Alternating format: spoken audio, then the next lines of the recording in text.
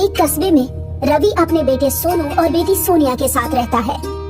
उसकी बीवी का इंतकाल 1 महीने पहले ही हुआ है। रवीश शराबी किस्म का आदमी है और वो कोई काम नहीं करता। इसी की वजह से रवीश की बीवी का इंतकाल हुआ है, क्योंकि रवीश उसे रोज मारता था और शराब के लिए पैसे मांगता था। रानी रवीश की दूसरी बीवी थी। रवीश के बच्चे सुबह सो रहे हैं, तभी रवीश वहाँ आता है। अरे नालायकों, उठ जाओ और पैसे कमा कर ले आओ। अब्बू, हम कहाँ से लाए? अरे ज्यादा सयाना मत बनो, मैं तेरा असली बाप नहीं हूँ, सौतेला बाप हूँ, सौतेला। तेरी माँ से दूसरी शादी इसलिए की थी ताकि वो मुझे कमा कर खिला सके। तुम दोनों के माँ बाप तो मर गए और तुम्हें मेरे ऊपर छोड़ गए। मैं कहाँ से लाऊं तुम्हारे लिए खाना? पापा, आप क्या कर रहे हो? हमें कुछ भी समझ में नहीं आ रहा। अब्बू, मुझे स्कूल जाना है। ओए, दोनों भाई बहन जाओ और जाकर पैसे कमा कर लाओ और शाम को पैसे लेकर ही घर लौटना, वरना इस घर से बाहर निकाल दूंगा। अबू, हम दोनों पैसे कमा लेंगे, लेकिन हमें घर से बाहर मत निकालिए।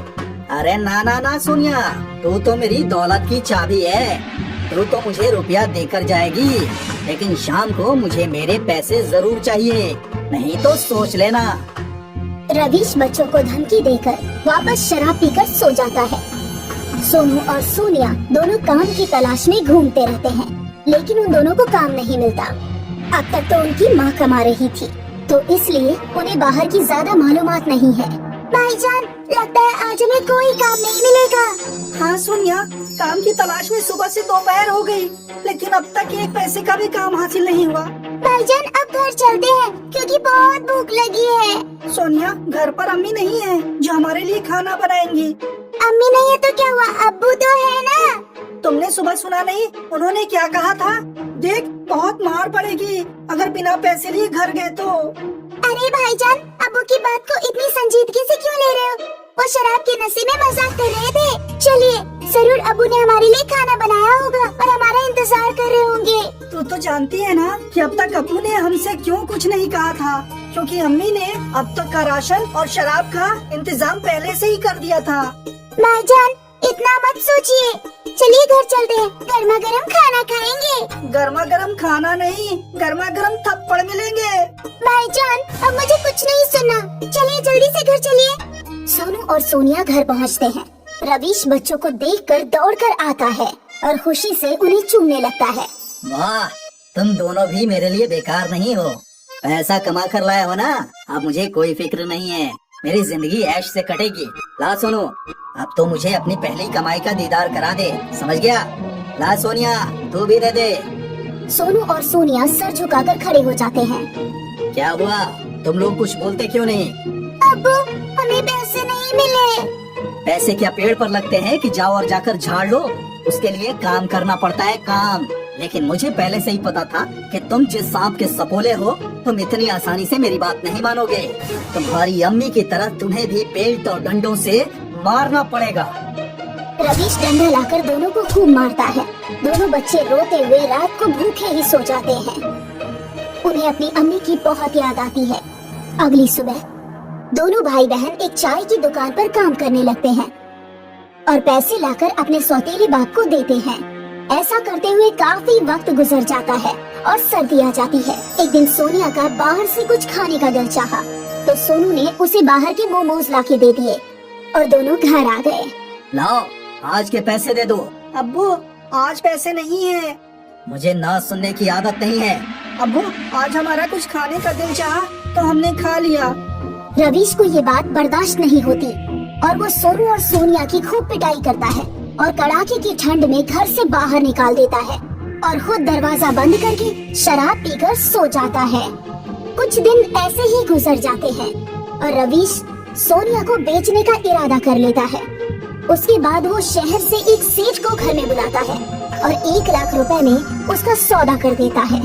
रवीश, तुम अपनी बेटी को बेचना क्यों चाहते हो? मुझे शराब के वास्ते और कुछ पैसे बुढ़ापे के वास्ते चाहिए, और मेरा बेटा तो मेरे लिए कमा ही रहा है। बहुत खूब कही तुमने, मुझे अब सब समझ में आ गया। अच्छा ये बताओ रवीश कि तुम्हारा बेटा महीने के कितने रुपए कमाता है? ये दोनों मिलकर महीने के 1500 रुपए कमा लेते हैं। तो ठीक है, मैं तुम्हें 5 लाख रुपए देता हूँ, तुम इन दोनों को मुझे दे दो। अरे वाह, मेरा तो नसीब ही खुल गया। सेठ रवीश को 5 लाख रुपए देता है और सोनू और सोनिया को ले जाने लगता है। दोनों आंखों में आंसू लेकर चल देते हैं। बच्चों डरो मत, मैं एक बहुत बड़ा कारोबारी हूँ और मेरे पास बेइंतहा दौलत है।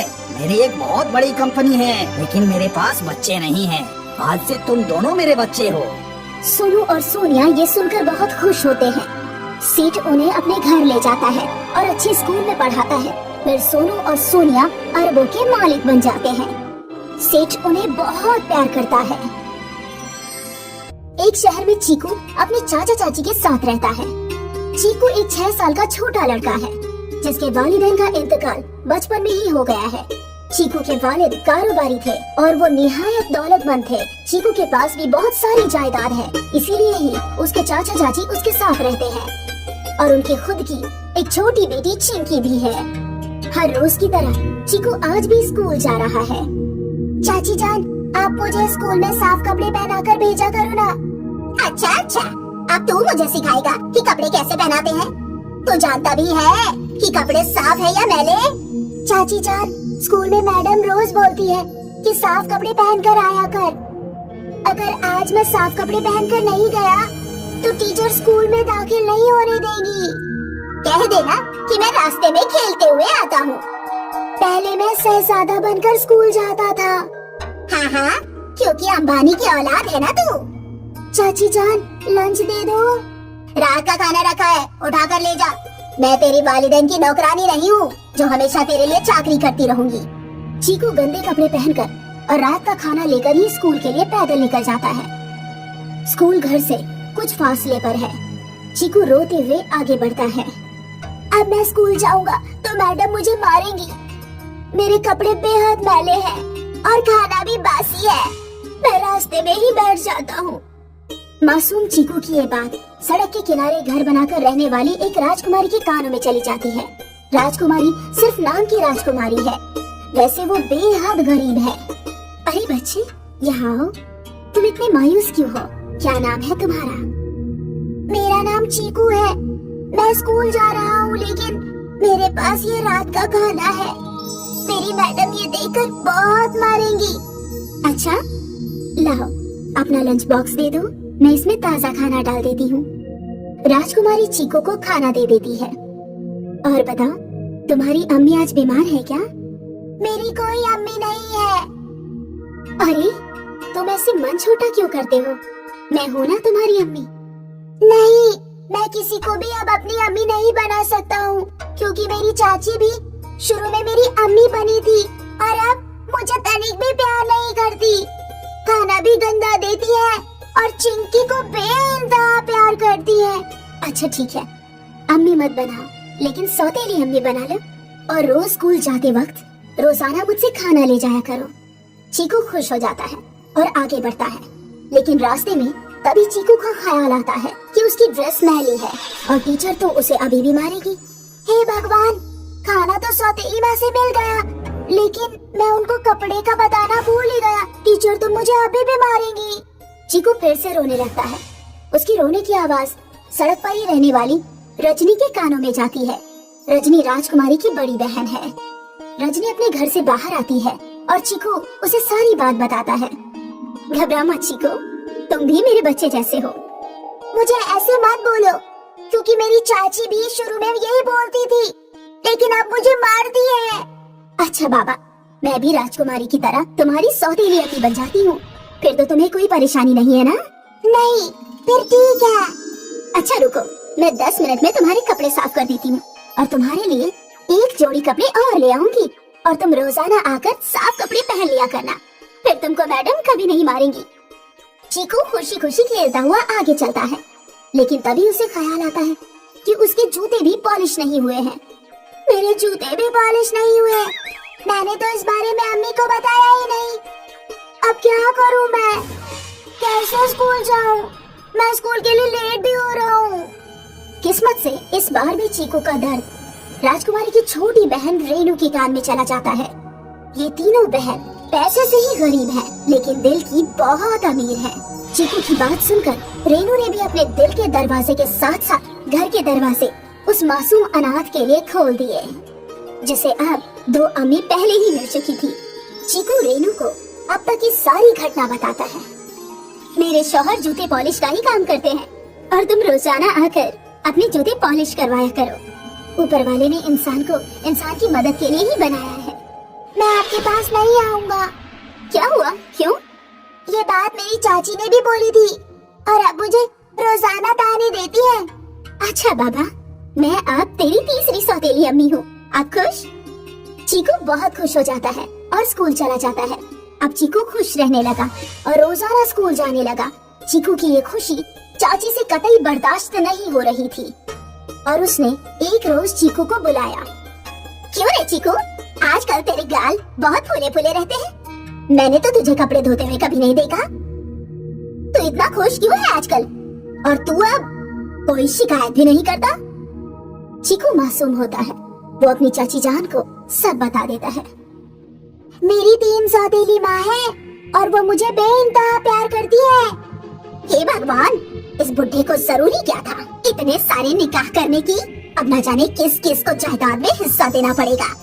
इससे अच्छा तो चीकू का ही घर से बाहर निकलना बंद करा देती हूँ। चाची चीकू को मारती है और उसका बाहर निकलना बंद कर देती है। और जब चीकू 2 रोज तक अपनी सौतेली अम्मी के पास नहीं पहुँचता तो तीनों मिलकर उसे खोजना शुरू कर देती है और चीकू के घर पुलिस लेकर पहुँच जाती है। मेरी तीनों सौतेली अम्मी आप सब आ गई। मुझे इनसे बचा लो, चाची जान बहुत मारती है, ये बहुत बुरी है। बेटा, तुम्हारी तीनों अम्मियों ने हमें सब कुछ बता दिया है। सारी जायदाद पर सिर्फ तुम्हारा हक है। अगर तुम अपनी देखभाल के लिए इन सौतेली अम्मियों को अपने साथ रखना चाहते हो तो रख सकते हो। बाकी नकली लालची चाचा और चाची को गिरफ्तार करके मैं हवालात ले जा रहा हूँ। पुलिस चीकू के चाचा चाची को लेकर जाती है और चीकू के पास उसकी तीनों सौतेली अम्मी छोड़कर जाती है। चीकू अब खुशी खुशी रहता है और अच्छे कपड़े पहनता है और खूब अच्छा अच्छा खाना खाता है।